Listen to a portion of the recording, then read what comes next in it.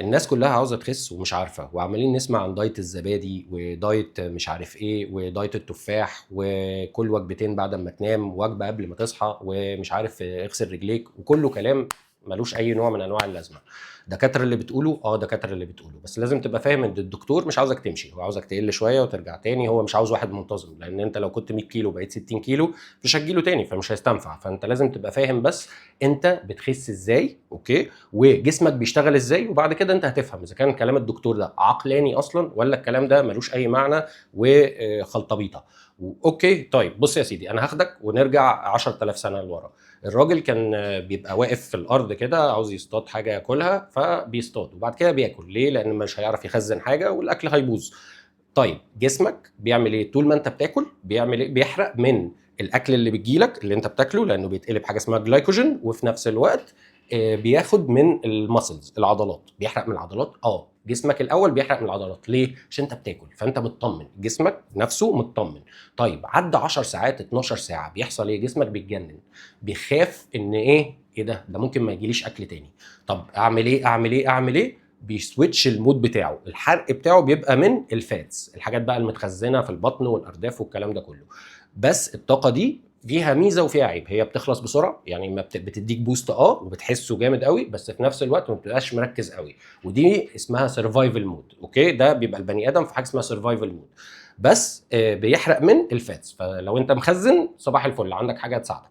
طيب فكده احنا عرفنا البني ادم بيخس ازاي. طيب موضوع ان انت تاكل 3 وجبات في اليوم، انت حضرتك مستحيل جسمك ولا البنكرياس ولا الليفر ولا الكلام ده، ربنا خلقنا بناكل يوم ويومين، لا عادي يعني مفيش حاجه، مش هيحصل لك حاجه.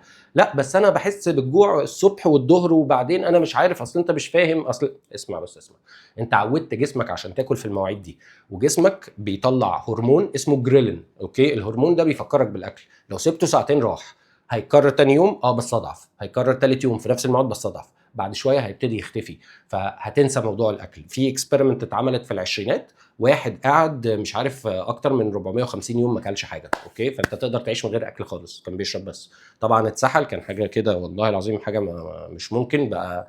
عارف توماس اديسون يعني في نفسه. اوكي، فلا الخسسان ليه دعوه بالاكل وبتاكل امتى وجسمك بيحرق من ايه. اوكي طيب، فانت دلوقتي اما دكتور يجي يديك 3 وجبات، ده اول حاجه ده غلط. اوكي، ده لازم تفهمه. طب انا اخس ازاي من الاخر؟ هو ده اللي انا عاوز. اديني الزيتونه. طب انا هقول لك الزيتونه بالنسبه للاكل والشرب، اقطع ملح وسكر وبيبسي والحاجات اللي بتتشرب دي، واسمه ايه ده، وشيبسي بس. دول تقطعهم. هتاكل شوكولاته، هتاكل اي حاجه، رز، عيش، بس هتاكل وجبتين في اليوم، واحده الساعه 4 مثلا اللي هو وقت العصر، وواحده الساعه 8، مش تاكل تاني. اوكي، ممكن في النص تنقنق نقنق يا باشا، ما عندكش مشاكل، كل اللي انت عاوزه. انا ما بقولكش، مش همنعك من حاجه، بس عاوز منك حاجه. اول ما تصحى الصبح، اول حاجه تعملها، لو بتصلي قوم صلي، لو ما بتصليش انزل يا باشا، روح لغايه الكشك مشي وارجع.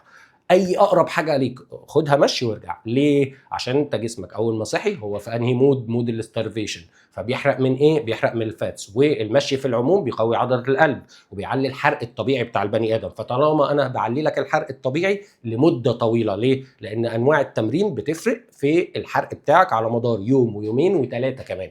اوكي، فالمشي من الحاجات اللي بتعلي البيز الحرق بتاعك، وفي نفس الوقت بتقوي عضله القلب.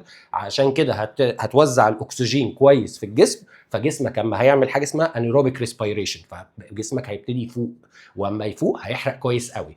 اوكي طيب، يبقى احنا عرفنا الاكل اللي مش هناكله، وعرفنا نعمل ايه الصبح. طيب عاوز اتمرن، لو واحد قرر ان هو عشان يخس كمان عاوز يتمرن، هقول لك انت تتمرن ايه، وهقول لك ده هو ده اللي هتكرره في اي تمرينه. اوكي، هتتمرن بنش مثلا النهارده، هتعمل ايه؟ هتعمل 6 حركات ورا بعض.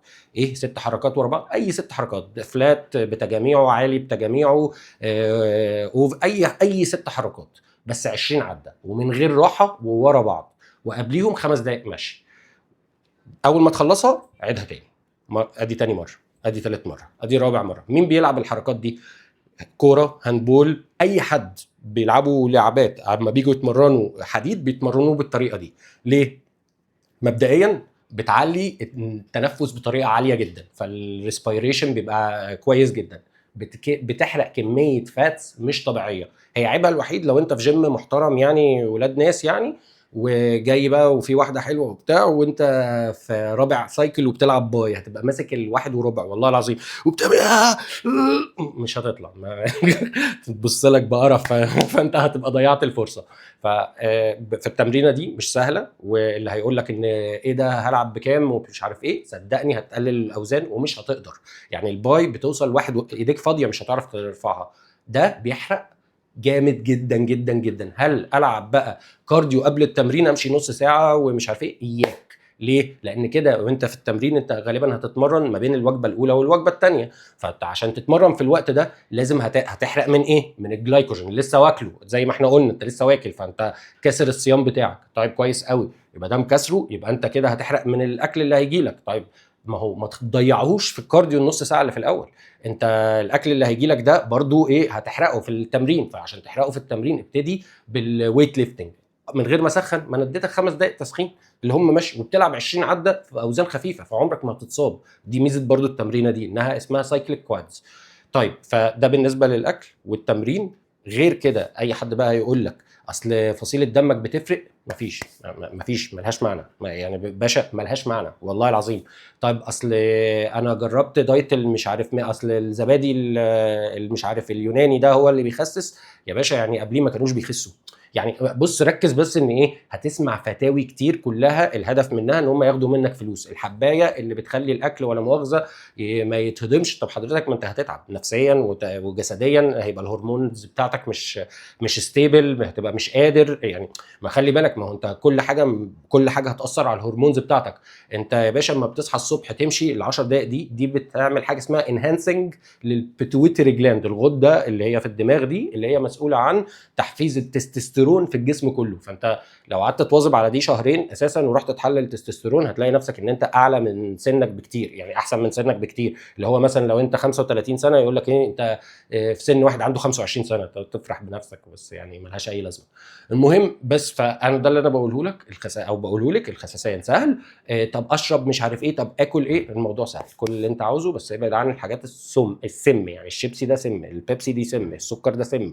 اوكي طب يعني اشرب قهوه براحتي، اشرب قهوه عادي براحتك، بس ما يعني اي حاجه كتيره عن حدها مش هتفيدك. الكافيين الكتير قوي بيخليك متنشن، بالذات وانت مش واكل على وقت طويل، بيتنشنك بطريقه مش طبيعيه، فهتبقى عصبي مع الناس. طب ليه ما تعملش كده؟ تشربش قهوه كتير، حاول تخليها ميه عادي جدا. ولو انت مسلم اتنين وخميس صومهم، ده يكفيك، هتخس ملهاش حل. اوكي يعني كل الناس بقى تقول لي ايه رايها، ولو عاوزين طريقه تانية للخس مع التمرين